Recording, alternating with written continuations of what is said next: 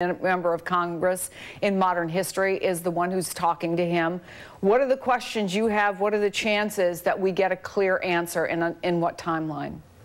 Well, that's a good question, Chris. You know, just on a personal level, when I was in uniform, I had the unfortunate experience of having to process the next of kin for someone who was killed in line of duty. And I can tell you, one of the things the military does in these situations is give definitive answers. No ambiguity, yes or no. And I'm very concerned when we hear terms like intelligence failure. That is a conclusion.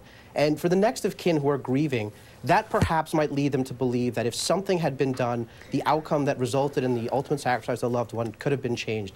And there's just simply no evidence right now. The investigation has just started.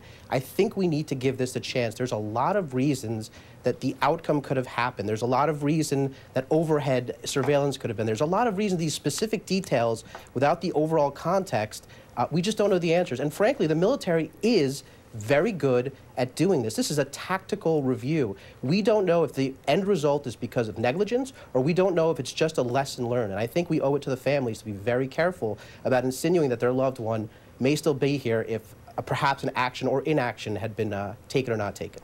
Well, we will end on that note that we can all agree on, that we have to be as respectful and as forthcoming to these families, and can never say enough thanking them for their family making the ultimate sacrifice. Naveed Jamali, thank you for that. Eugene Scott.